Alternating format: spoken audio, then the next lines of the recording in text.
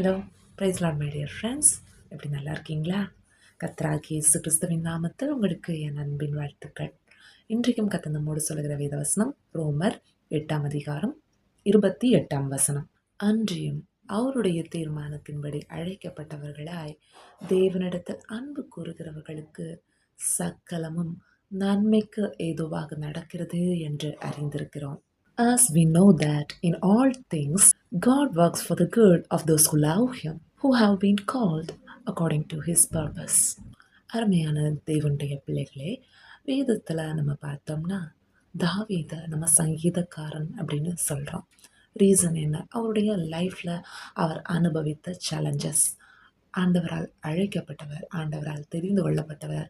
ஆனால் அவர் ஃபேஸ் பண்ண சேலஞ்சஸ் ரொம்ப அதிகம். எல்லாவற்றிலையும் ஆண்டவர் அவரோடு கூட இருந்தார்.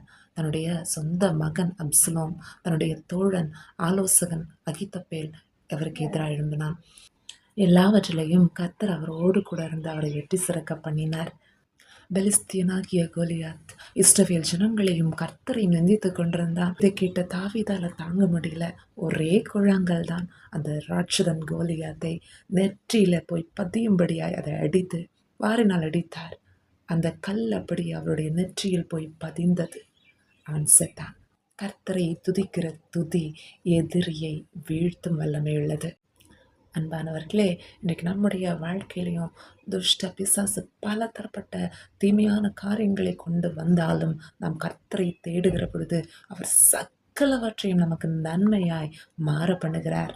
பிசாசு நஷ்டமாக்கின எல்லாவற்றையும் அவன் திரும்ப கொடுத்து தான் ஆகணும். ஏன்னா நம்ம ஆண்டவருடைய பிள்ளைகள், அவருடைய இரத்தத்தால் மீண்டெடுக்கப்பட்டவர்கள், தெரிந்து கொள்ளப்பட்டவர்கள். நமக்கு சகலமும் நன்மைக்கு ஏதுவாகவே நடக்கிறது என்று அறிந்திருக்கிறோம். கர்த்தர் தாமே இந்த வார்த்தைகள் மூலமாக நம்மை ஆசீர்வதிப்பாராக. ஆமென். God bless you all. Bye bye.